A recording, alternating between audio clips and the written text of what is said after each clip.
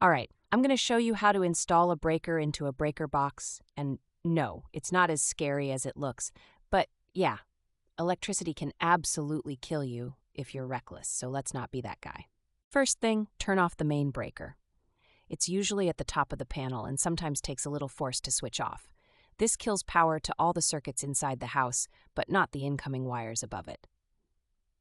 Those big fat wires feeding into the top still live, still capable of frying you like an egg. That's why you don't go poking around up there. Your job stays in the lower half of the panel, like a safe citizen with a healthy survival instinct. Next, you pop off the panel cover. You might need a screwdriver depending on how grimy the screws are. Keep your hand steady because when it finally drops, the inside of that box looks like a metal spiderweb of wire anxiety.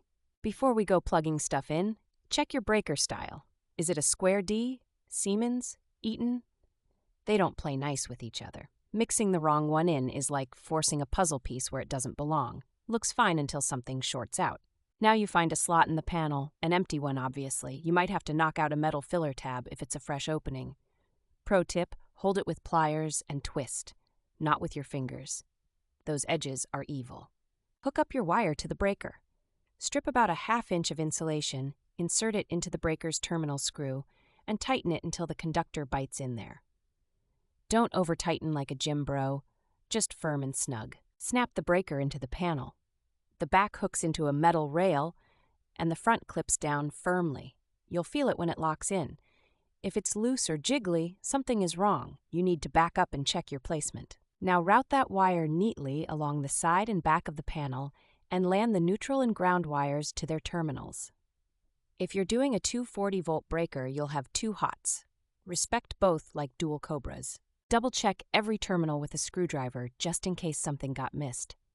A loose connection means arcing, and arcing means melted metal and house fires at 3 a.m. Not a vibe you want in your adult life. Once everything looks good, replace the panel cover. This is when people skip steps because they're tired, and that's when mistakes happen. Be slow, deliberate, and sure. Power's not a toy, it's a responsibility. Now flip on the main breaker. You might hear a humming sound as everything re-engages.